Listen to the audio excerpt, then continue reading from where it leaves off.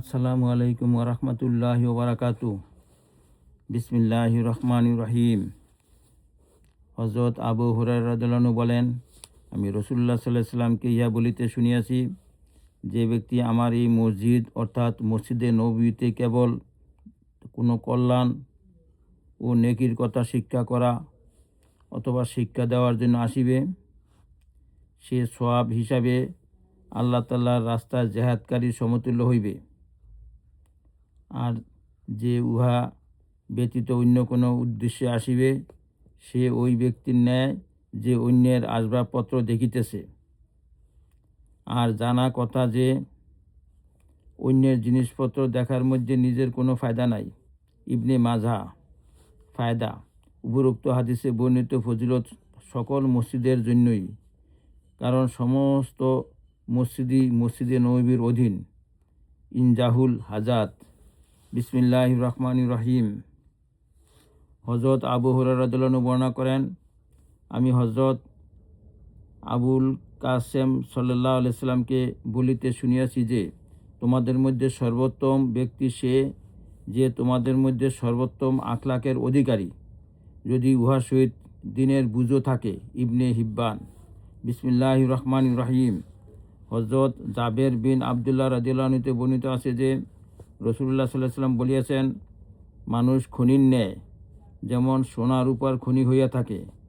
যাহারা ইসলাম গ্রহণের পূর্বে উত্তম ছিল, তাহারা ইসলাম গ্রহণের পরেও উত্তম হইবে, যদি তাহাদের মধ্যে দ্বীনের বুঝ থাকে।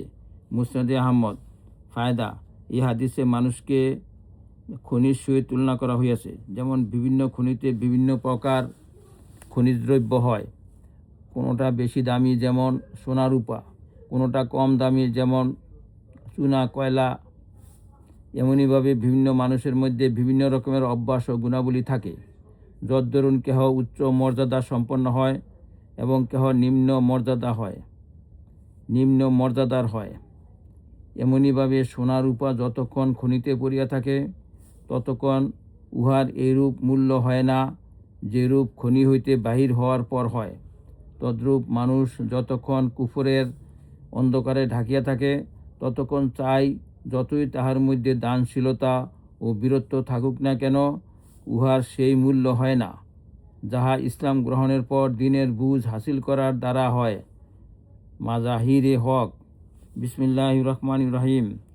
হযরত আবু উমামা রাদিয়াল্লাহু আনহু হতে বর্ণিত আছে যে, নবী করিম সাল্লাল্লাহু আলাইহি সাল্লাম বলিয়াছেন, যে ব্যক্তি শুধু নেকি ও কল্যাণের কথা শিক্ষা করার জন্য অথবা শিক্ষা দেওয়ার জন্য মসজিদে যায়, তাহার সওয়াব সেই হাজির নেয় যাহার হজ পরিপূর্ণ হইয়াছে।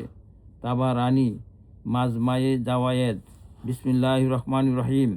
হযরত ইবনে আব্বাস রাদিয়াল্লাহু আনহু হতে বর্ণিত আছে যে, নবী করিম সাল্লাল্লাহু আলাইহি সাল্লাম বলিয়াছেন, লোকদেরকে দ্বীন শিক্ষা দাও, তাহাদের সহিত সহজ ব্যবহার করো এবং কঠিন ব্যবহার করিও না। মুসনাদে আহমদ। এ আল্লাহ আমাদেরকে আমল করার তৌফিক দান করুন।